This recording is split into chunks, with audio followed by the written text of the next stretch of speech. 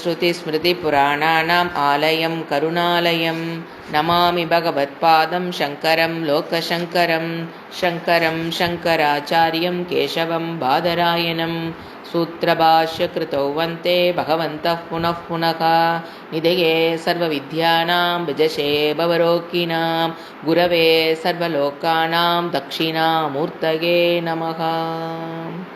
ஓம் சகனா பவது சகனௌ புனக்து சக வீர்யங்கரமாவகை தேஜஸ்வினாவதீதமஸ்து மா வித்விஷாவகை. ஓம் சாந்தி சாந்தி சாந்திஹி. சதாசிவசமாரம்பாம் சங்கராச்சாரியமத்யமாம் அஸ்மதாச்சாரியபர்யந்தாம் வந்தே குருபரம்பராம். வாசுதேவேந்திரயோகீந்திரம் நத்வா ஞானப்ரதம் குரும் முமுக்ஷூணாம் ஹிதாத்தாய தத்வபோதோபிதீயதே. தத்துவபோதம். ஆத்மா கஹ அப்படிங்கிற கேள்விக்கு ஆச்சாரியர் பதில் சொல்லிட்டு வராரு. அதிகாரித்துவங்கிற சாப்டர் முடிஞ்சு ஜீவ விசாரத்தில் இருக்கோம். அதில் ஜீவன்னா யார்? ஆத்மா கஹ. அப்போ அவர் சொல்கிறாரு, ஸ்தூல சூக்ஷ்ம காரண சரீரத்திலிருந்து அது வேறானது. நான் அப்படி புரிஞ்சுக்கணும். ஆத்மான நான். இந்த ஸ்தூல சரீரம் நம்ம பார்த்தோம். கண்ணுக்கு தெரிகிற இந்த சரீரம் இந்திரிய விஷயங்களோடு புணரக்கூடிய அந்த அவஸ்தையில் அது இந்திரியங்களோடு புணர்ந்து கொண்டிருக்க ஜாகிரத அவஸ்தையில் நம்ம பார்த்துட்ருக்கிற இந்த சரீரம். ஏன்னா நம்ம கனவு காணும்போது இந்த சரீரத்தை பார்க்கறது இல்லை. ஜாகிரத அவஸ்தையில் நாம் பார்த்துட்ருக்கிற இந்த சரீரம் ஸ்தூல சரீரம். அது கண்ணுக்கு தெரியாமல் உள்ளே இருக்கிற ஆர்கன்ஸ் எல்லாம் என்னது தான்? ஸ்தூல சரீரம். அதுவும் நான் அல்ல. அடுத்தது சூக்ஷ்மம். இந்த ஸ்தூல சரீரத்துக்கு காரணம் எதுன்னு பார்த்தீங்கன்னா சூக்ஷ்ம சரீரம். கண்ணுக்கு தெரியாத ஒரு சரீரம். அது 17 அங்கங்களை கொண்டது. அப்படி நம்ம ஒன்றொன்னா பார்த்துக்கிட்டு இருக்கோம். அதில் 5 கர்மேந்திரியங்கள், 17 அங்கங்களில் 5 கர்மேந்திரியங்கள், ஒரு கர்மத்தை செய்வதற்கு உண்டக்கூடிய சக்தி. 5 ஞானேந்திரியங்கள், இந்த ஞானத்தை கொடுக்கக்கூடிய சக்தி. இப்போ கண் அப்படின்னா இந்த நம்ம பார்க்குற கண் ஸ்தூல சரீரம். அங்கே இருக்கிற நரம்பு, நாடி, ரத்தம் அதெல்லாம் ஸ்தூல சரீரம். கண்ணுக்கு நீங்கள் கண்ணை பார்க்குறீங்க அப்படின்னா அதில் தெரிகிறதெல்லாம் ஸ்தூல சரீரம். அதற்குள் இருக்கிற அந்த சக்தி அதுதான் கண் இந்திரியம். அதெல்லாம் ஞானத்தை கொடுக்கறதுனால இதெல்லாம் ஞானேந்திரியம்னு பார்த்தோம். 5 கர்மேந்திரியம், 5 ஞானேந்திரியம் நம்ம பார்த்தோம். அடுத்தது நாம் 5 பிராணன்னு சொன்னாங்க. இங்கே அந்த 5 பிராணன் குறிப்பிடப்படாமல் இருந்தது. இப்போ 5 பிராணன் நம்ம இல்லாதனால நம்ம பேர் மட்டும் சொல்லி அது என்ன, ஒரே பிராணன் உள்ளே போகிற பிராணன். இப்போ ஸ்தூலம்னா 5 கர்மேந்திரியம், 5 ஞானேந்திரியம், 5 பிராணன், 15 மனம் புத்தி, 15 + 2 17 கம்பார்ட்மெண்ட்டு. இதை வச்சுக்கணும். அதில் பிராணன் அப்படிங்கிறத 5 பிராணன்னு அதனுடைய செயல்பாட்டை ஃபங்க்ஷனல் டிஃப்ரென்சஸ் வச்சு 5 பிராணன்னு சொல்லுவோம். ஒரே பிராண சக்தி தான் உடம்புல இருக்கிறது. But functional differences for our better understanding அந்த பிராணனை 5ஆக பிரித்து புரிஞ்சுக்கிறோம். உள்ளே போகிற அந்த சக்தி பிராண சக்தி அப்படிங்கிறது பிராணன். அதுக்கு பேரே பிராணன்னு பேர். அபானன் அப்படின்னா வெளியில் விடுற அந்த வாயுக்கு பேர் அபானன்னு பேர். ஏன்னா உள்ளே போகிற காற்றுக்கும் வெளியில் வர காற்றுக்கு என்ன இருக்குது, வித்தியாசம் இருக்கா இல்லையா? அந்த டிஃப்ரென்ஸ் பண்ணுறக்காகத்தான் அந்த பிராணன் அபானன். அப்புறம் உள்ளே போய் அது சக்தியாக செயல்படும். எந்தெந்த இடத்துல சக்தியாக செயல்படுதோ அதை வச்சு இப்போ சமானன் அப்படின்னு நீங்கள் சொன்னீங்கன்னா அது ஹோல் டைஜஸ்டிவ் சிஸ்டத்தை சக்தியை கொடுத்து ஜீரணம் பண்ணுற சக்தி. உடம்புக்குள்ளே என்ன இருக்குது, எப்படி பார்க்குற சக்தி இருக்கோ அதை போல் நீங்கள் வாயில் போட்ட உணவை மெல்றக்கு ஒரு சக்தி வேணும். அதை முழுங்குறக்கு ஒரு சக்தி வேணும். அது நோய் வந்தால் தான் தெரியும் முழுங்க முடியாமல் எவ்வளோ கஷ்டப்படுறாங்க. முழுங்குறக்கு ஒரு சக்தி வேணும். உள்ளே போய் டைஜஸ்ட் பண்ணுறதுக்கு ஒரு சக்தி வேணும். டைஜஸ்ட் பண்ணினதுக்கப்புறம் அதை அப்சார்ப்ஷனுக்கு ஒரு சக்தி வேணும். அப்சார்ப்ஷன் நடந்ததுக்கப்புறம் அசிமுலேஷனுக்கு அது ரத்தமாக மாற்றப்படணுமே, அசிமுலேஷனுக்கு ஒரு சக்தி வேணும். அதை மறுபடியும் அது வரைக்கும் எது வருது? சமானன். அந்த சக்தி உடம்புக்குள்ள இருக்கிறனால தான் மெல்ற சக்தி கிடைக்குது. அந்த பிராணன் தான் நமக்கு என்ன பண்ணுது? மெல்லுவதற்கும் முழுங்குவதற்கும் இன்னும் எக்ஸ்ட்ரா. நீங்கள் வந்து லிவர் ஃபங்க்ஷனு எல்லாமே it's controlled. Pancreas function, what are the things of the digest சிஸ்டத்தோடு எது எது கனெக்ட் ஆகிருக்குதோ அதனுடைய எல்லாத்துடைய ஃபங்க்ஷனும் கண்ட்ரோல்டு பை சமானன். அப்படி புரிஞ்சுக்கணும். அந்த சக்திக்கு பேர் சமானன். ஏன்னா அது கண்ணுக்கு தெரியாது. இப்போ அடுத்தது வியானன். இப்போ அசிமுலேஷன் நடந்துருச்சு, ரத்தத்தில் கலந்தாச்சு நம்ம சாப்பிட்டது. அது என்ன ஆகணும்? உடம்பு ஃபுல்லாக போய் ஒரு செல்லுக்கும் சப்ளை பண்ணுறதுக்கு ஒரு சக்தி வேணும். சக்தி இருந்தால் தான் அந்த blood will flow throughout the body. போய் ஒரு செல்லுக்கும் அந்த பிளட் வெசல்ஸ் சின்ன சின்னதாக பிரிஞ்சு மைன்யூட்டாக பிரிஞ்சு ஒரு செல் வரைக்கும் போய் அது என்ன பண்ணுது? அந்த உணவை சப்ளை பண்ணுது. பாடி என்ன சாப்பிட்டோமோ அதை கொண்டு கொடுக்கணும். அதுக்கு என்ன வேணும்? ஒரு சக்தி வேணும் இல்லைங்களா? அந்த இதுக்கு பேர் வியானன்னு பேர். வியானன். சமானன்கிறது டைஜஸ்டிவ், வியானன்கிறது கொண்டு ஒன்று ஒன்றா ரெசப்டேட்டிவ் சிஸ்டம் ஃபுல்லாக பார்த்துக்கும். இப்போ நீங்கள் பாருங்கள், அதில் தான் பாடிஸ், ஆன்டிபாடிஸு, ஒரு ஊசி போடுறோம், எல்லாமே அந்த ரத்தம் தான் என்ன பண்ணிகிட்டு இருக்குது? நம்ம உடம்புல பாதுகாப்பாக வச்சுருக்குது. அதுக்கு உடம்புக்கு வேணுங்கிற ஆன்டிபாடிஸ் கொடுக்கறது, உடம்பு ஒரு டெம்பரேச்சர் மெயின்டைன் பண்ணுறது எல்லாமே யார்? அந்த வியானன்னு பேர். அதுக்கு அடுத்தது இப்போ பிராணன், அபானன், சமானன், வியானன். அடுத்து ஒன்று இருக்குது உதானன். 5வது பிராணன் பேர் உதானன்னு பேர். உத்துனா கிளப்புறது, கிளம்புன்னு பேர். உத்திஷ்ட கோவிந்த. உத்திஷ்டன்னு என்ன? எந்திரின்னு அர்த்தம். அது எனக்கு உதானன் எந்திரிக்கிறது அப்படின்னா உடம்பில் இருக்கிற கழிவுகளை வெளியேற்றுவது, வியர்வையாகவோ மலமாகவோ வெளித்தள்ளுறது. உடம்புலிருந்து உத்துனா என்னது? வெளித்தள்ளுறது. தேவையில்லாத கழிவுப் பொருள்களை வெளியில் தள்ளுறது அதனுடைய டெம்பரரியான ஒரு ஃபங்க்ஷன். அது வந்து பிறந்ததுலேருந்து கடைசி வரைக்கும் அந்த வேலையை இது பண்ணிகிட்டு இருக்கும். உடம்புலேருந்து கழிவுகளை வெளியேற்றுறது. இப்போ ஒன்றும் வேண்டாம், நீங்கள் ஹோட்டலில் போய் ஒரு உங்களுக்கு பாய்சனஸ் ஃபுட்டு உள்ளே போயிடுச்சு. உடம்பு நமக்கு தெரியாது, நமக்கு அந்த அறிவு கிடையாது. உடம்பு ஸ்மெல் பண்ணிடும், இந்த உணவு வந்து பாய்சனஸ்ஸு, இது நான் இதை உள்ளே விட்டு ஜீரணம் பண்ண ரத்தத்தில் விட்டோம்னா இது நம்மளை ஆளை முடிச்சிடும். அப்போ என்ன பண்ணுது? உடனே வாமிட்டிங். உடனே என்ன பண்ணும்? உள்ளே இருக்கிற ஐயோ நீ போட்ட உணவு poisonous, full of bacteria, full of microbes, நீ எந்த கடையில் எதை வாங்கினியோ அவன் எதை கழுவாமல் ஓட்டானோ என்ன ஆயிடுச்சு? உடம்பு கண்டுபிடிச்சிரும். கண்டுபிடிச்சோன்னா என்ன பண்ணுது? சீதா அரேஞ்ச்மெண்ட்ஸ் இன் யுவர் பாடி. உடனே அது என்ன பண்ணும்? வெளியில் தள்ளும். எவ்வளோ முயற்சி பண்ணி வேணாலும், அதாவது அந்த உடம்புல வந்து நீங்கள் தண்ணி குடிக்காமல் இருந்தால் கூட எங்கெங்கே வாட்டர் சோர்ஸ் இருக்குதோ, ஏன்னா வாந்தி வெளியில் தள்ளுனா லிக்விட் ஆக்கணும். நீங்கள் சாப்பிட்ட ஃபுட்டு வந்து இட்லியாக தான் இருக்கும், உள்ள ஓரளவுக்கு தான் செமி சாலிடாக இருக்கும். அந்த மாதிரி செமி சாலிட் வந்து இங்கே மாட்டிக்குவோம். ஏன் வாந்தி வந்து அவ்வளோ லிக்விடாக வருதுன்னு யோசனை பண்ணி பாருங்க. ஏன்னா செமிசாலிட் நீ போட்ட இட்லி தண்ணி கம்மியாக குடிச்சு நல்ல குழம்பு இருந்துன்னு வச்சுக்க, அப்படியே வெளியே வந்துன்னு வச்சுக்க, என்ன ஆகுங்க? லாக் ஆகிக்கும். உடனே என்ன பண்ணி ஆகுனது? லிக்விடைஸ் நல்ல மோர் லிக்விடாக பண்ணி தான் வாந்தி வரும். அப்போ உடம்புல எங்கெங்கே வாட்டர் சோர்ஸ் இருக்குதோ அதெல்லாம் உறிஞ்சணும். உறிஞ்சி தான் இதை உடம்பு அந்த உணவுக்குள்ளே கொண்டாந்து போட்டு இதை மோர் லிக்விட் பண்ணி நீங்கள் குடிச்ச தண்ணிக்கு மேலே வெளியே வந்துட்டு இருக்கும். எங்கடா நம்ம தண்ணி இவ்வளோ குடிக்கவே இல்லையே, எப்படி வந்தது? இதெல்லாம் என்னது? அப்பானனோட வேலை. எல்லா பக்கம் இருக்கிற அந்த வாட்டர் சோர்ஸ் எடுத்து இதை வெளியே தள்ளும். அப்புறம் சில ஃபுட் பார்ட்டிகல்ஸ் தெரியாமல் டைஜஸ்ட் ஆகி வெளியில் போயிடுச்சுன்னா இங்கே கீழே லூஸ் மோஷனாக வெளியில் தள்ளும். இது வந்து போராட்டம், பாடியில் நடக்கிற போராட்டம். நீங்கள் சாப்பிட்டு வச்ச அந்த அன்ஹைஜீனிக் ஃபுட்டுனால அது உள்ளே இருக்கிற அந்த பாக்டீரியாவையும் மைக்ரோப்ஸையும் வெளியே தள்ளுறதுக்கு உடம்பு என்ன ஆகிட்டு இருக்குது? போராடுது. அப்போ உள்ளே இருக்கிறது வெளியில் வரைக்கும் என்ன பண்ணுங்க? திங்க் பண்ணி பாருங்க. அந்த உள்ளே இருக்கிறதெல்லாம் வெளியே வர்றதுக்கு விடணும். தண்ணி நிறைய குடிச்சு வாந்தி வர்ற வரைக்கும் விடணும். லூஸ் மோஷன் போகிற வரைக்கும் விட்டிங்கன்னா தான் அது வந்து எல்லா பூச்சியும் வெளியில் வரும்.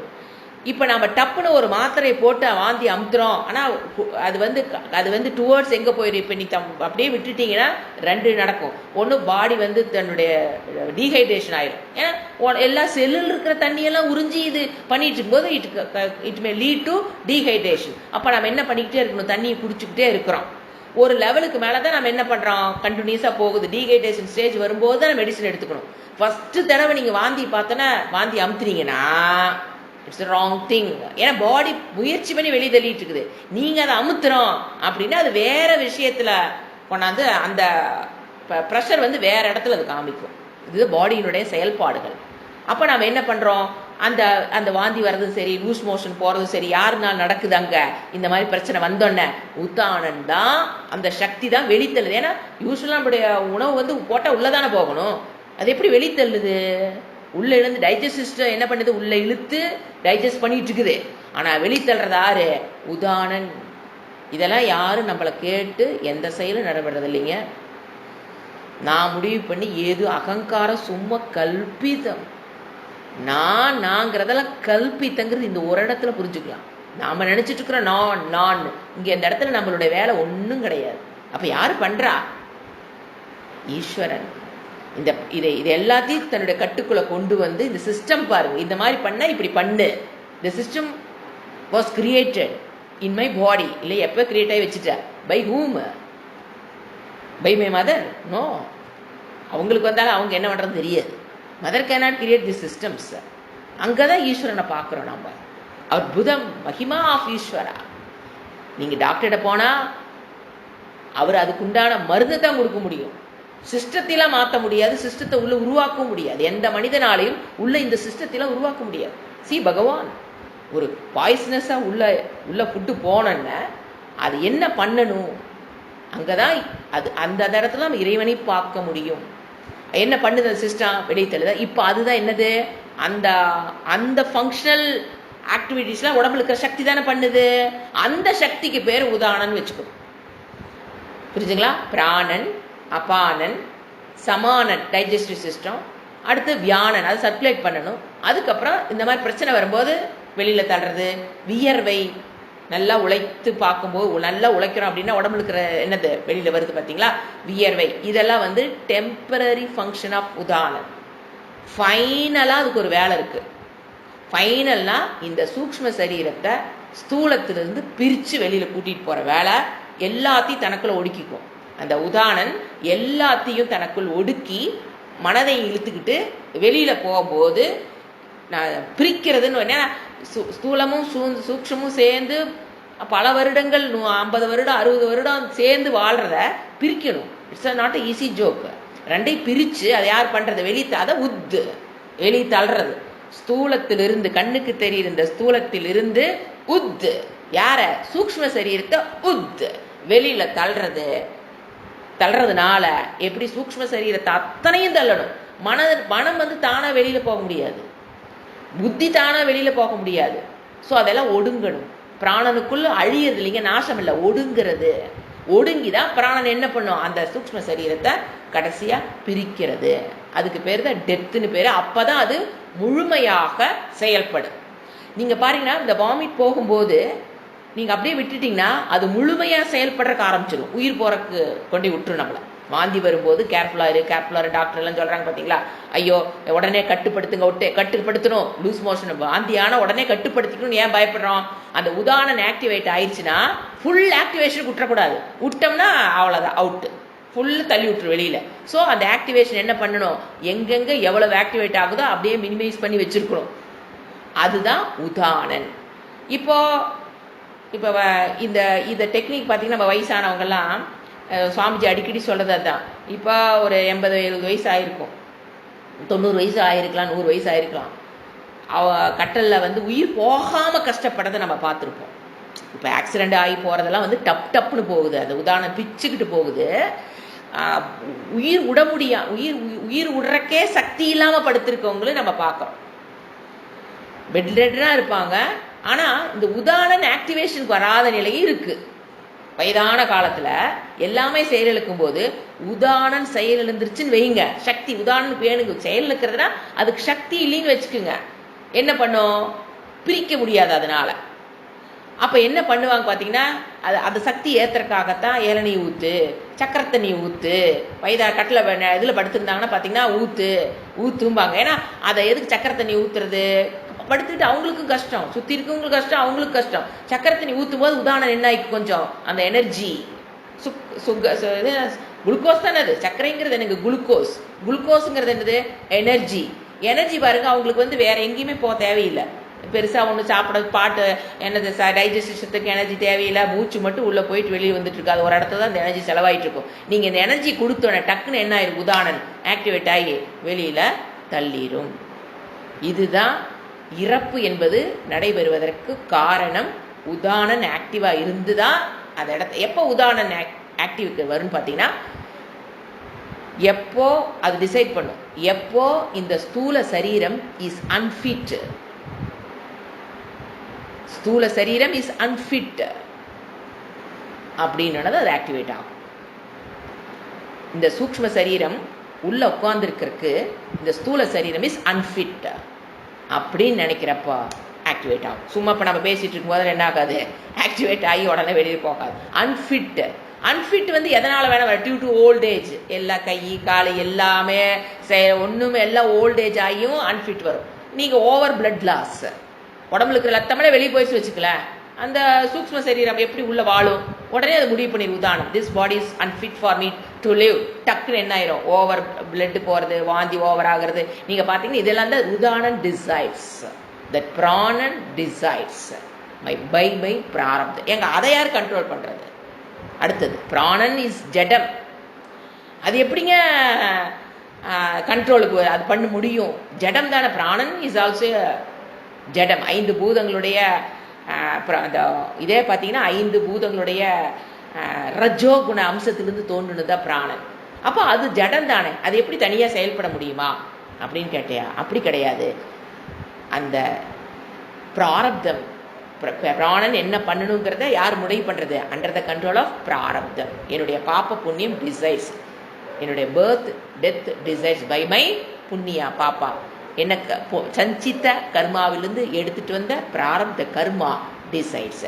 அதுக்கு வேணுங்கிற அந்த சேத்தனம் அங்கே இருக்கிறதுனால தான் இது இஸ் ஆர் ஃபங்க்ஷனிங்.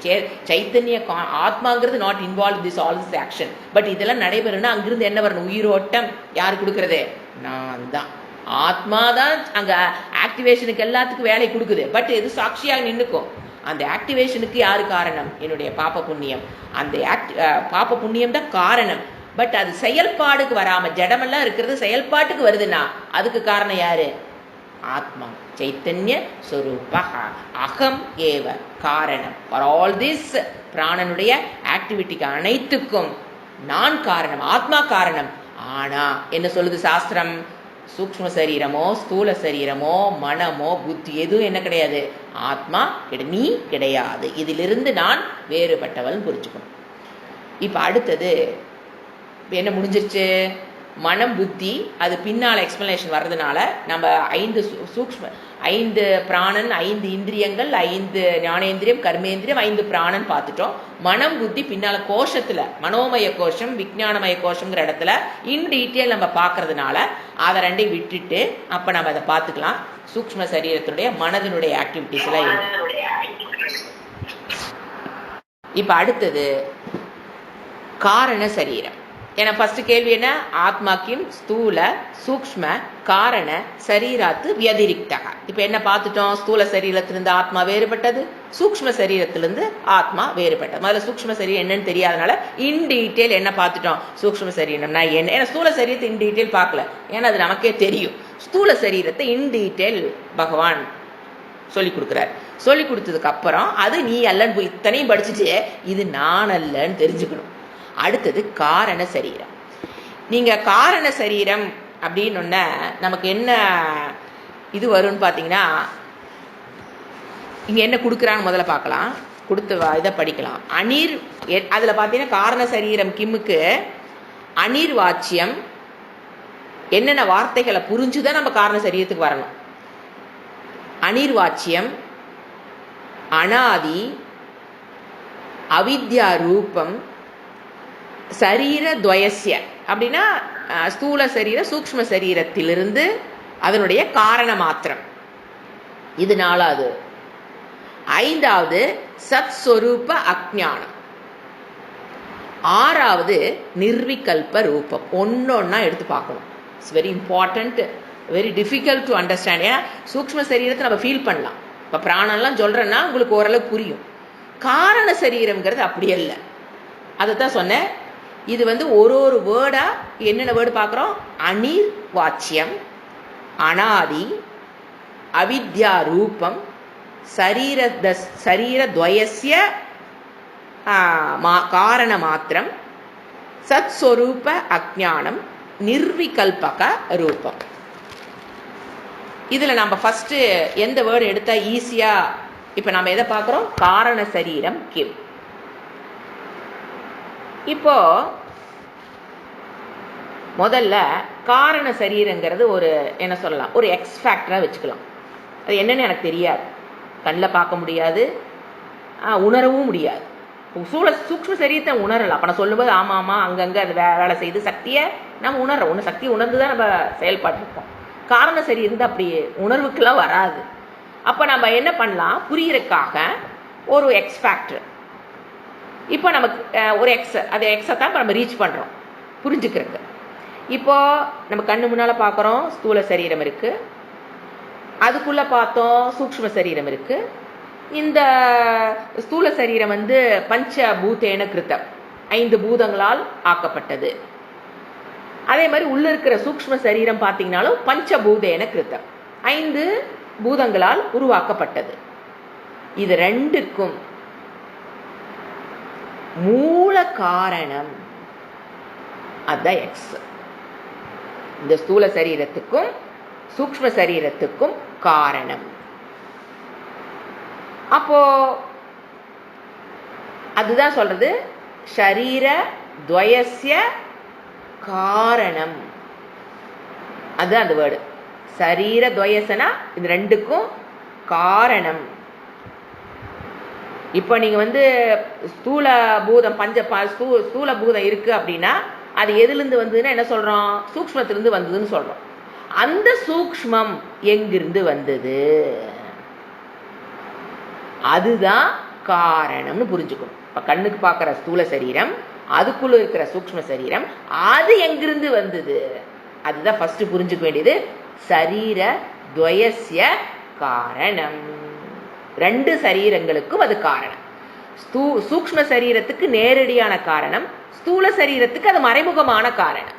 இப்போ தாத்தா இருக்காரு, மகன் இருக்கிறான், பேரன் இருக்கிறான். மகனுக்கு தாத்தா நேரடியான காரணம், பேரனுக்கு தாத்தா மறைமுகமான காரணம். அப்படி தாத்தா மகன் பேரன் அது மாதிரிதான் இது. தாத்தா நேரடியான காரணம் ஃபார் மகன், மகன் காரணம் ஃபார் டைரக்ட் ரீசன் ஃபார் பேரன். ஆனா தாத்தாக்கு என்ன ரிலேஷனு? இன்டைரக்ட் காரணம் ஃபார் பேரன். இப்ப தாத்தா இல்லைன்னு வச்சுக்கோங்க, பேரன் கிடையாது. அந்த மாதிரி காரண சரீரம், ஸ்தூல சரீரம், சூக்ஷ்ம சரீரம். இப்போ அந்த காரண சரீரம் டைரக்ட் காரணம் ஃபார் சூக்ஷ்ம ஒன்லி, அந்த சூக்ஷ்மா தான் காரணம் ஃபார் ஸ்தூலம். அப்ப இது ரெண்டுக்கு நம்ம என்ன சொல்றோம்? ரெண்டுக்கு அது காரணம் சொன்னாலுமே, சூக்ஷ்ம சரீர துவயஸ்ய காரணம் சொன்னோம்னா என்ன புரிஞ்சுக்கணும்?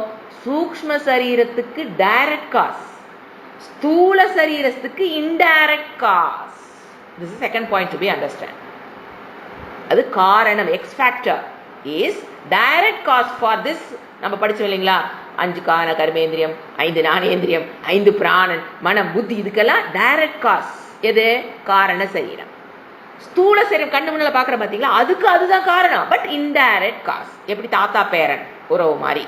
இதை நீங்க தெளிவா புரிஞ்சுக்கணும். சரீர துவயஸ்ய, அந்த வேர்டு முடிஞ்சது. சரீர துவயஸ்ய காரணம், ஏதோ ஒண்ணு இருக்கு அப்படின்னு மட்டும் இப்ப புரிஞ்சுக்கலாம். ஏதோ ஒண்ணு இருக்கு, அது என்னங்கிறது அப்புறம் பார்க்கலாம். மொத்தத்துல ஏதோ ஒண்ணு இருக்கு. இப்ப அதனுடைய தன்மை என்ன? சரீர துவயஸ்ய காரணம் எக்ஸ் ஃபேக்டர், அதனுடைய தன்மை என்ன? இதை நாம ரொம்ப டீப்பா போறது இல்ல, ஒரு சிம்பிள் பார்க்க போறோம். உபனிஷத்துல தான் இன் டீட்டெயில் காரண சரீரத்துடைய தன்மையை இன் டீட்டெயில் நம்ம அங்கதான் பார்க்க முடியும். அப்பதான் உங்களுக்கு இதெல்லாம் முடிச்சுட்டு உபனிஷத்து போனா தான் அதெல்லாம் கொஞ்சம் கொஞ்சம் புரிய ஆரம்பிக்கும். ஸோ இப்போ நம்ம என்ன பார்க்குறோம்? தன்மை என்ன? ஃபர்ஸ்ட் வேர்டு நிர்விகல்ப ரூபம் எடுத்துக்கலாம். அங்க நான் கொடுத்த வேர்டில் சரீர துவயசிய காரணங்கிறது கொஞ்சம் ஈஸியாக, அங்கே ஆர்டரில் கீழே கொடுத்துருக்காங்க. நம்ம ஃபார் ஈஸி ஃபார் அண்டர்ஸ்டாண்டிங் நான் 1 2 3 மாற்றிக்கிட்டேன். ஃபர்ஸ்ட் நிர்விகல்ப, ரெண்டாவது நிர்விகல்ப ரூபம். அப்படின்னா கல்பம், நிர்விகல்பம், விகல்பம் ஆப்போசிட் தான் நிர்விகல்பம். விகல்பம் ஆப்போசிட் நிர்விகல்பம். அப்ப விகல்பம்னா என்னன்னு புரிஞ்சுக்கிட்டோம்னா அதோட ஆப்போசிட் நிர்விகல்பம். விகல்பம்னா டிவிஷன், பிரிவு, பார்ட்ஸ், அத விகல்பம். நிர்விகல்பம்னா no parts, no division, no வேற்றுமை. இங்க விகல்பம்னா வேற்றுமை, நிர்விகல்பம்னா வேற்றுமை இல்லை. இப்ப நீங்க ஸ்தூல சரீரத்துல பாருங்க, எத்தனா வேற்றுமை. கண்ணு வேற, காது வேற, மூக்கு வேற, வாய் வேற, தோல் வேற. இதெல்லாம் என்னது? விகல்பம். தோல் வேற, ரத்தம் வேற, எலும்பு வேற. ஒன்னா ரெண்டா? எலும்பை கேட்டாவே 111 எலும்புங்கிறாங்க, 117 எலும்புங்கிறாங்க. அப்புறம் புதுசா ஒண்ணு கண்டுபிடிச்சு ஆட் பண்ணிக்கங்கிறாங்க. சோ இது என்ன ஆயிட்டே இருக்குது? விகல்பம், விகல்பம், விகல்பம், மாறுபாடு, பேதம், பேதம், பேதம், பார்ட்ஸ், பார்ட்ஸ், பார்ட்ஸ். அப்படி புரிஞ்சுக்கணும். எது நம்மளுடைய பார்த்துட்டு இருக்கிற இந்த ஸ்தூல சரீரம் விகல்பம். சூக்ஷ்ம சரீரம் என்னதுதான்? விகல்பம். மனம் வேறு, புத்தி வேறு, கர்மேந்திரியம் வேறு, அதுல கண்ணு ஞானேந்திரியம் வேறு, ஞானேந்திரியத்துல கண்ணு வேறு, மூக்கு வேறு, நாக்கு வேறு. விகல்பம், விகல்பம், பேதம், பேதம், பேதம், பார்ட்ஸ். அங்கே என்ன இருக்குது? விகல்பம். ஆனா இந்த ரெண்டு சரீரத்துக்கு காரணமா இருக்குது பாத்தீங்களா? காரண சரீரம் நிர்விகல்பம். No parts, no division, no பேதம், பார்ட்ஸ், பார்ட்லெஸ், லிம்ஸ்லெஸ். எப்படி வேணா நீ புரிஞ்சுக்கலாம். அதுக்கு என்ன கிடையாது? நோ டிவிஷன், நோ பேதம். அப்படி ஒண்ணு அந்த எக்ஸ்பேக்டரை வச்சிருக்கோம். அதனோட தன்மை ஃபர்ஸ்ட் எப்படி புரிஞ்சுக்கிறோம்? நம்ம இந்த ரெண்டு சரீரத்துல பாக்குற மாதிரி அங்க பார்ட்ஸ் கிடையாது, நாட் டிவைடட். அதை எப்படிங்க புரிஞ்சுக்கிறது? டிவிஷன் இல்லாம இதை கொடுக்குதே. ஆலமர விதைய பாருங்க, அங்க அதுக்குள்ள ஆலமரம் இருக்கா இல்லையா? ஆலமரத்தோட லீஃப் இருக்கா இல்லையா? ஆலமர விதையை மட்டும் நினைங்க, இத்தச்சோட ஆலமரத்தை நினைங்க. அந்த விதைக்குள்ள அந்த ஆலமரத்தினுடைய இலை இருக்கா இல்லையா? அந்த ஃபியூச்சர்ல வரப்போற அந்த இலையினோட ஷேப் உள்ள இருக்கா இல்லையா? இந்த ஒரு இது ஆலமரத்தோடைய தண்டு இருக்கா இல்லையா? ஆலமரத்துடைய வேர் இருக்கா இல்லையா? ஆலமரத்தோட பூ, காய் எல்லாமே அங்க இருக்கா இல்லையா?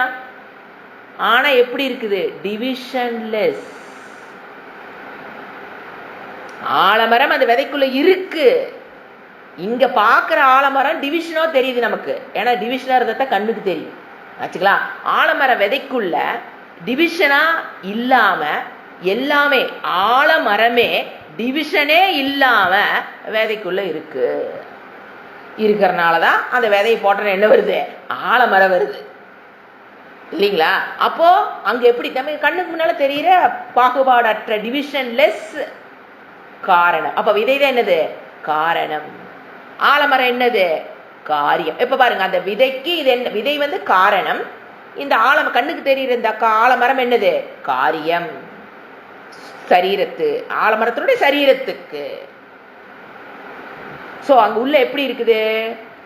அந்த காரணத்துக்குள்ள காரியம் எப்படி? காரணத்துக்குள்ள விதைங்கிறது காரணம், மரம்ங்கிறது நீங்க பாக்குற மரம் காரியம். அப்ப அந்த காரணத்துக்குள்ள அந்த காரியம் எப்படி இருக்குது? பேதமற்று, கண்ணுக்கு தெரியாம, சூக்ஷ்மமாக இருக்குதா இல்லையா? Just like that. இந்த நம்ம பார்க்கிற இந்த சரீரத்துக்கு ஒரு காரணம், காரண சரீரம். அந்த காரண சரீரத்தோட தன்மை எப்படி? இந்த ஸ்தூலமும் சூக்ஷ்மமும் வெளியில் வரக்கு முன்னால அங்க எப்படி இருந்தது? காரண ரூபேன, கண்ணுக்கு தெரியாத. இப்ப களிமண் இருக்கு, காரணம் அது. காரியம் பானை, டம்ளர், தட்டு, சட்டு, பொட்டு எல்லாம் வச்சுக்குங்க, குண்டா, அதெல்லாம் நாம ரூபங்கள். எங்க இருக்கு? அதுக்குள்ள களிமண்ணுக்குள்ள இருக்கிறனாலதான், அந்த நாம ரூபங்கள் இருக்கிறனாலதான் அவர் அதை வெளிக்கொணர்கிறார். குயவனோட வேலை என்ன? அந்த நாம ரூபத்தை வெளிக்கொணரார். களிமண்ணையெல்லாம் ஒண்ணு மாத்துறது இல்லை அவரு. களிமண்ணையே வச்சுக்கிட்டு அந்த நாம ரூபத்தை, அந்த நாம ரூபம் எங்க இருந்தது? பக்கத்து வீட்லயா? அந்த களிமண்ணுக்குள்ள இருக்கிற நாம ரூபத்தை தான் அவர் என்ன பண்றாரு? வெளிக்கொண்டாந்து ஆகணும். நாம ரூபத்தை போய் இன்னொரு கடையில போய் வாங்கிட்டாங்க வர முடியும்? களிமண்ணை வச்சு அதுக்குள்ள இருக்கிற நாம ரூபம், வெளிப்படாத நிலையில் இருக்கிற நாம ரூபத்தை வெளிக்கொணர்கிறார் குயவன். புரிஞ்சுங்களா? அந்த மாதிரி காரணத்தில் காரியம் எப்படி இருக்குது? வெளிப்படாத நிலை மாதிரி இப்ப நமக்கு காரியம் எது? சூக்ஷ்ம சரீரமும் ஸ்தூல சரீரம் என்னது? காரியம். காரண சரீரம் என்னது? காரணம். அது பேரை வச்சுட்டாங்களே காரணம். அங்க இந்த ரெண்டு எப்படி இருக்கணும், விதைக்குள்ள எப்படி ஆலமர டிவிஷன்லெஸ் இருக்குதோ அந்த மாதிரி காரண சரீரம் நிர்விகல்பக ரூபம்.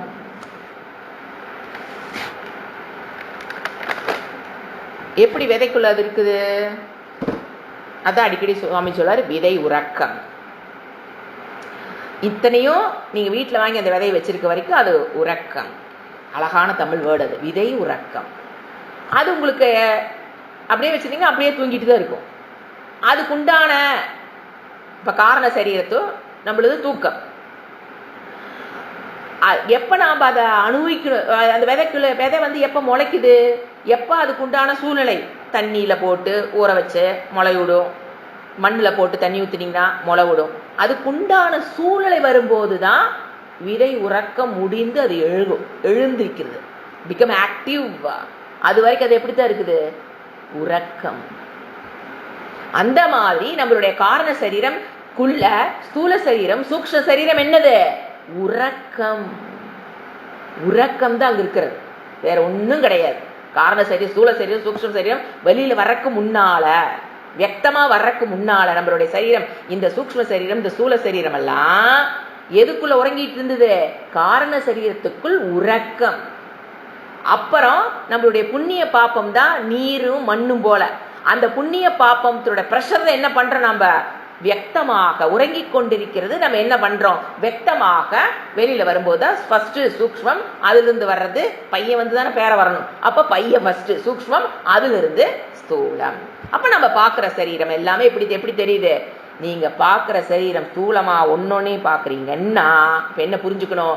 அதுக்குள்ள ஒரு சூக்ஷ்ம சரீரம் இருக்குன்னு புரிஞ்சுக்கிறது ஃபர்ஸ்ட் லெவல். அடுத்தது ஒண்ணு புரியணும், அந்த சூக்ஷ்ம சரீரத்துக்கு எது காரணம்? காரண சரீரம். அது நிர்விகல்பம். அங்க என்ன கிடையாது? கண்ணு காது மூக்கு வாய் நோக்கு. எங்க விதையை அறுத்து பாருங்க, ஆலமரத்து விதை அத்தா பெரிய மரத்துக்கு இத்துணூண்டு விதை, அதை அறுத்து பாருங்க. இது இலை டிஃபரன்ஸ் தெரியுதா என்ன? இந்த இடத்துல இருந்துங்க வேர் வரும், சொல்ல முடியுமா? இந்த இடத்துல இருந்துங்க தண்டு வரும், இந்த இடத்துல இருந்துங்க பூ வரும். we cannot differentiate. அதுதான் நிர்விகல்பம். அது செயல்பாட்டுக்கு வரும்போது என்ன ஆகுது? அது முளைக்குது. அப்ப அது எல்லாமே வெளியில வருதுங்கிற மாதிரி இப்படி காரண சரீரங்கள் நிர்விகல்பம். இது இந்த அளவு புரிஞ்சுக்குங்க போதும். காரண சரீரம்ங்கிறது எப்படி? Division less. அடுத்தது அனிர்வாச்சியம். காரண சரீரம் அனிர்வாச்சியம், அனாதி, அவித்யா ரூபம். ஒன்னா பார்க்கலாம். ஃபர்ஸ்ட் அனிர்வாச்சியம்னு என்ன? காரண சரீரம் அப்படின்னா you cannot explain by words. இப்ப நீ ஸ்தூல சரீரத்தை you can explain. How can you explain eye? Yes. எப்படி? இது வந்து அது கவிஞர்கள்லாம் சொல்லும்போது பார்க்கணும். மீன் போல கண்ணு. How they give explanation definition to eyes. இப்ப கண்ணுன்னா என்ன? மேலிறப்பை கீழிறப்பை, ஒரு ஒயிட் போர்ஷன், ஒரு பிளாக் போர்ஷன், உள்ள போனீங்கன்னா ஒரு லென்ஸு, ஒரு அதுக்கு ஒரு ஸ்க்ரீனு. இந்த லென்ஸில் இருக்கிற பிம்பமெல்லாம் போய் அந்த ஸ்க்ரீனில் விழுகுது. அந்த ஸ்க்ரீனில் வந்து நர்வ்ஸுடைய எண்டிங்ஸ் இருக்கு. அது வந்து மூளைக்கு எடுத்துட்டு போய் என்ன தலைகீழா விழுகுது, அதை நேர் பண்ணி நமக்கு காமிக்குது. இது மாதிரி எல்லாம் you can explain the eyes. அந்த மாதிரி காரண சரீரத்தை பார்த்துட்டு இருக்கிறோம். காரண சரீரம் cannot be explained by words. நிறைய விஷயம் நம்மளால எக்ஸ்பிளைன் பண்ண முடியாது இருக்கு. Sweet, can you explain sweet? Define sweet. ஒரு question, you give definition for sweet. எந்த பிஹெச்டி பண்ணாலும் we cannot give definition for sweet. எதுல? பிசிக்ஸ் கெமிஸ்ட்ரியில 10 பிஹெச்டி நீங்க பண்ணாலும் டிஃபைன் ஸ்வீட் சொல்ல முடியாது. அது வந்து உணர மட்டும்தான் முடியும். இந்த மாதிரி ஏன்னா எங்க வார்த்தையிலே விளக்க முடியல, அது இல்லைன்னு முடிவு பண்ணிடக்கூடாது. நீங்க அதுக்கான சொல்றேன். ஏன்னா வார்த்தையில் விளக்க முடியாது, அது இல்லையாட்டு இருக்குங்க. சும்மா உட்காந்து காலில் கத்திட்டு இருக்காங்க நீங்க நினைக்கூடாது இல்லையா? இப்ப நான் அதை திருப்பி கேட்கிறேன். வார்த்தையில் விளக்க முடியாத விஷயங்கள் பல இருக்கு. எக்ஸ்பிளைன் துவர்ப்பு. How will you explain? அது பாருங்க, can you differentiate the taste of the pavakkai and sugar? அதுவும் பண்ண முடியாது நம்மளால. டெஃபினிஷனே கொடுக்க முடியும் போது how can you give the difference? வச்சா கசக்குங்க. வாடி கசப்பு, அவ்வளோதான், பிளாங்க் ஆயிரும். பாவக்கா அது கசக்குது, சர்க்கரைனா இனிக்குது. I can define. கசப்புன்னா என்ன? டிஃபைன்.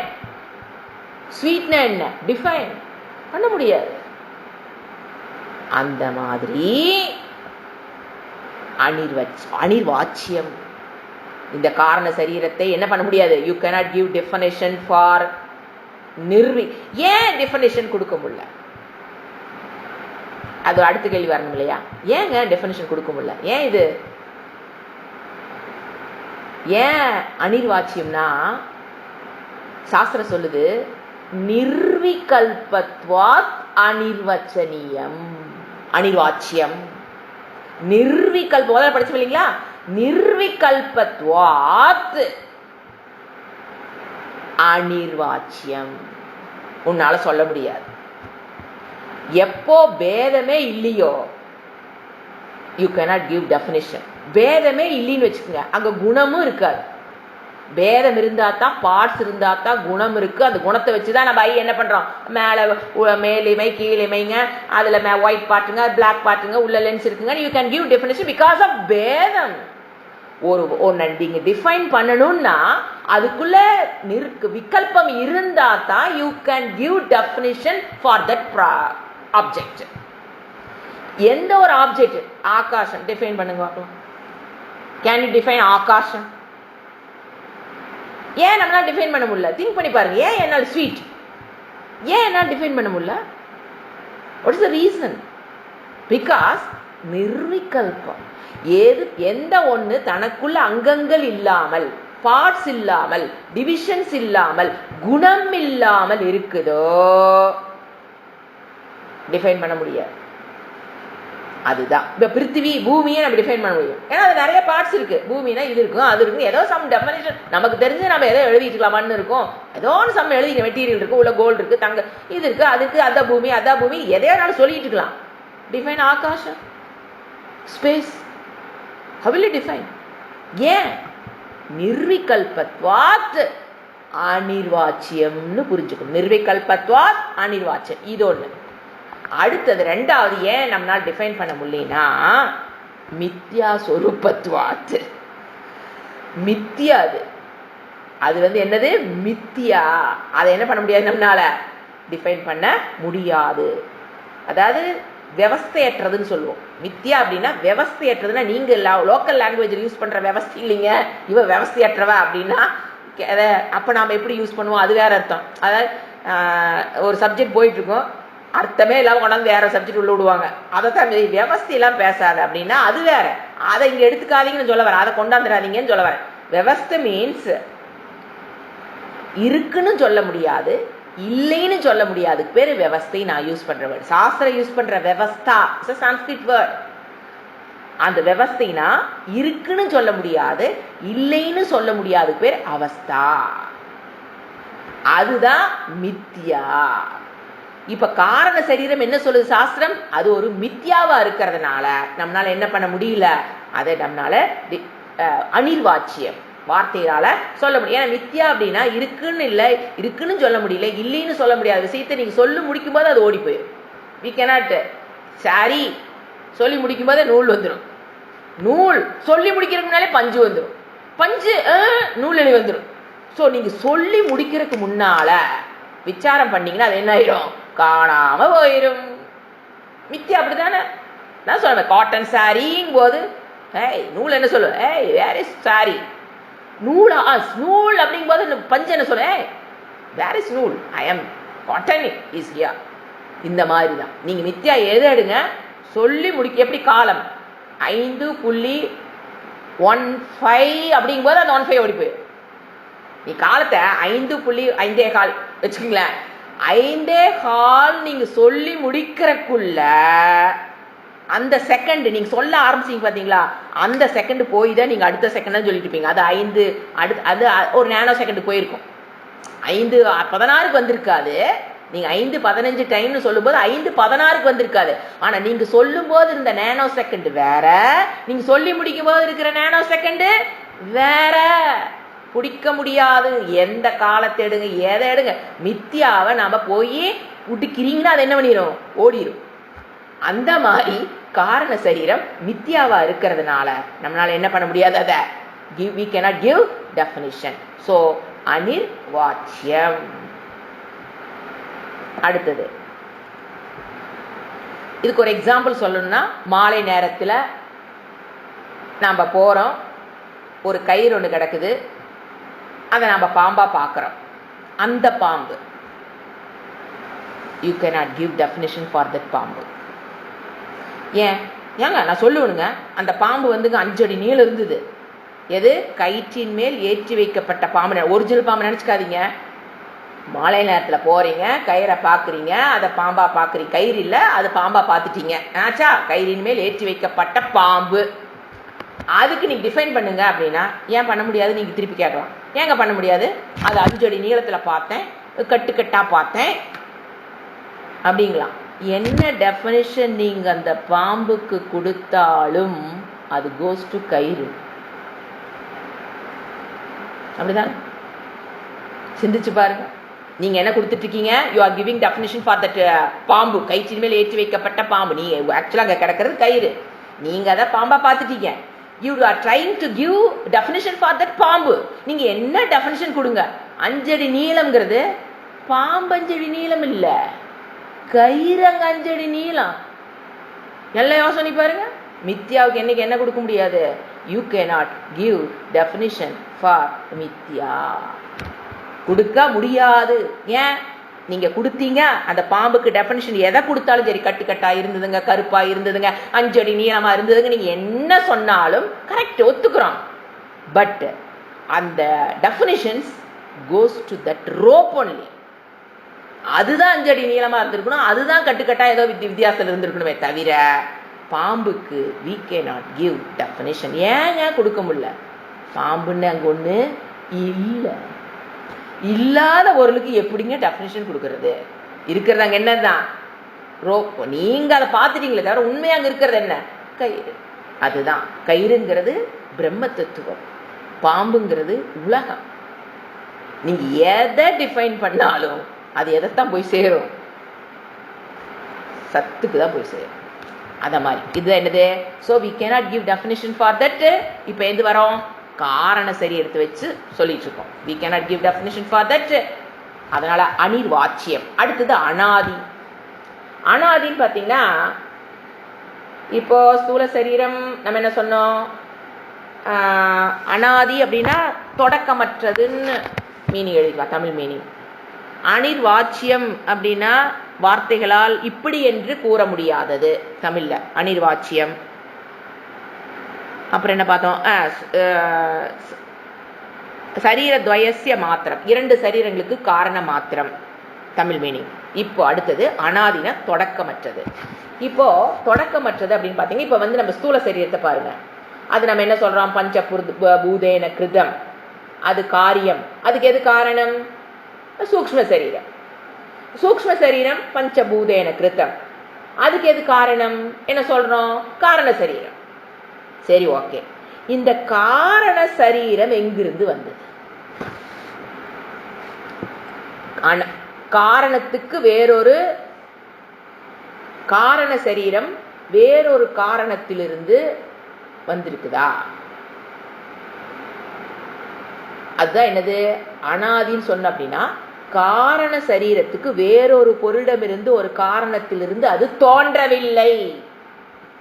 இப்ப ஸ்தூல சரீரம் சூக்ஷ்ம சரீரத்திலிருந்து வந்ததுன்னு சொல்றோம், சூக்ஷ்ம சரீரம் காரண சரீரத்திலிருந்து வந்ததுன்னு சொல்றோம்.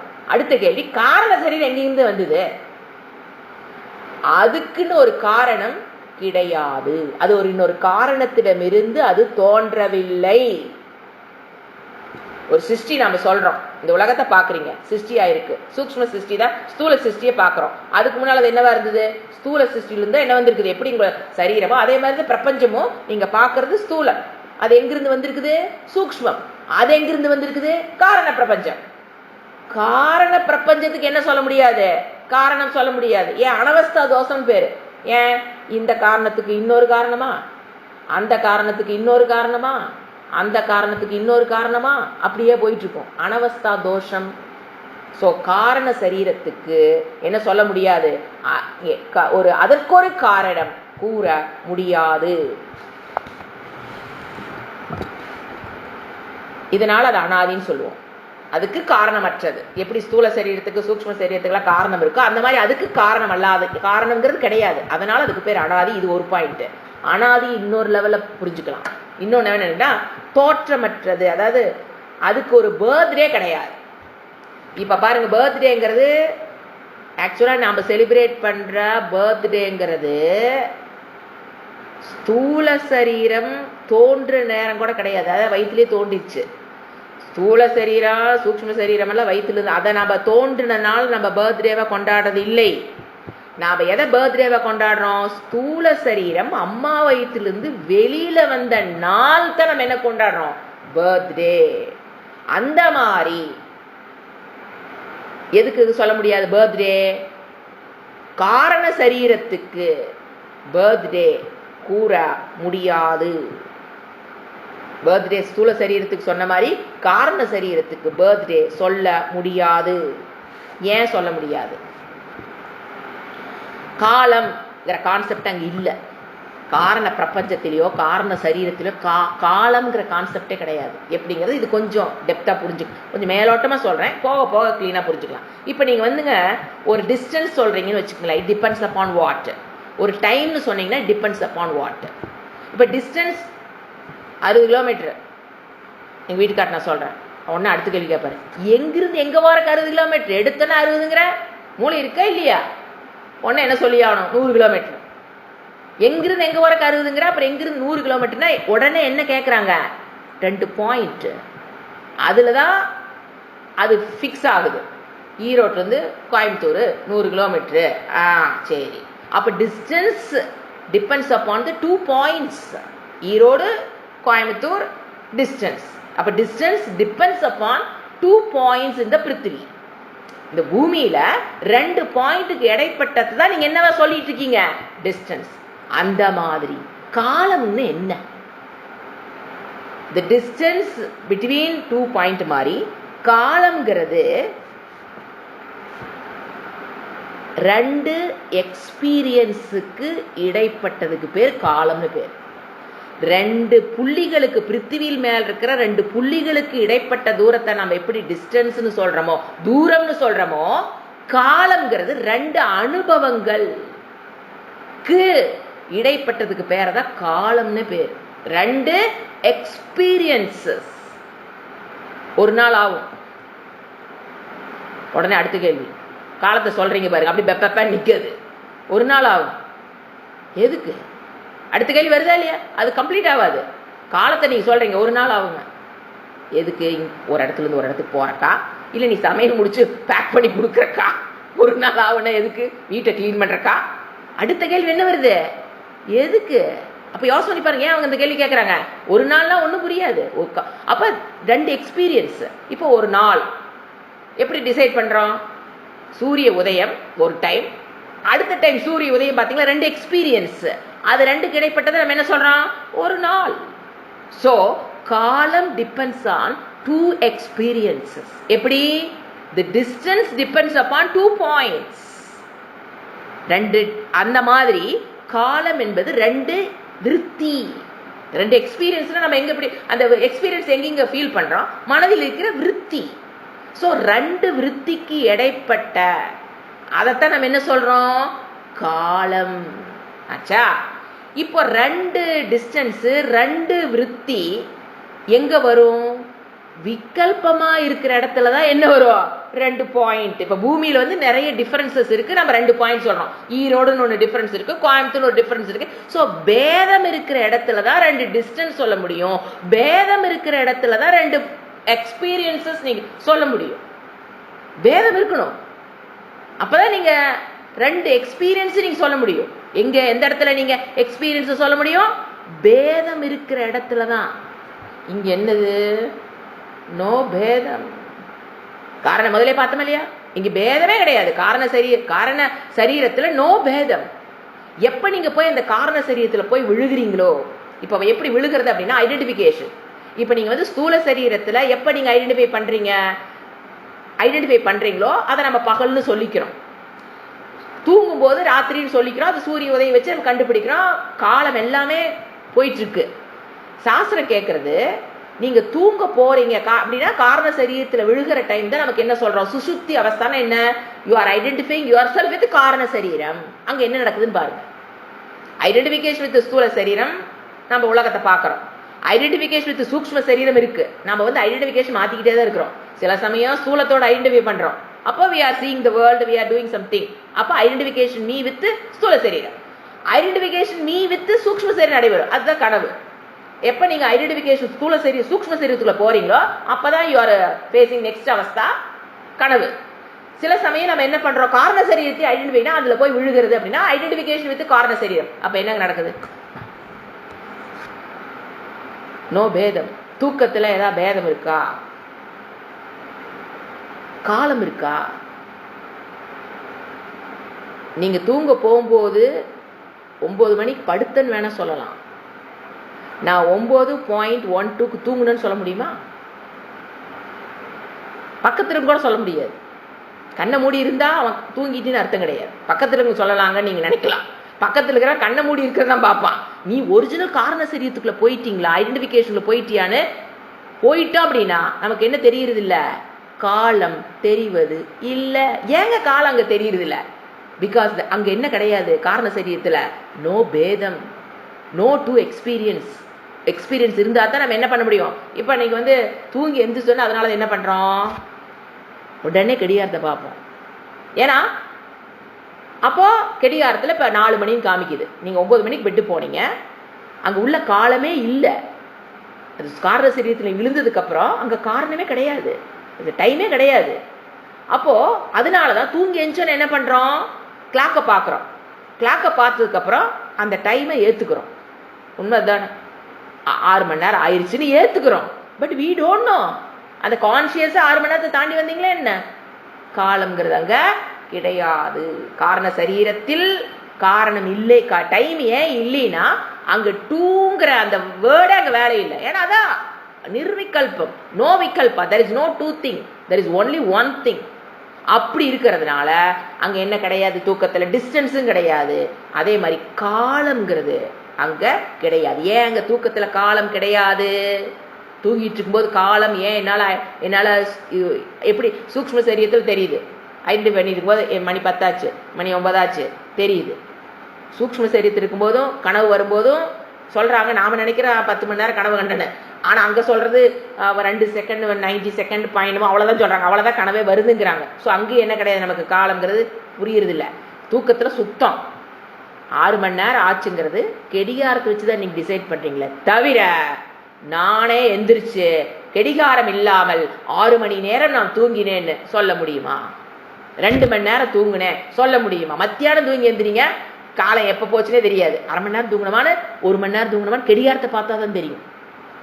அப்ப அந்த காலத்துல நம்ம என்ன பண்ணிக்கிறோம், அந்த கெடிகாரத்தை வச்சு அவ்வளவு நேரம் நம்ம தூங்கணும் ஏத்துக்கிறோமே தவிர நமக்கு காலம் அங்கு தெரிவது இல்லை.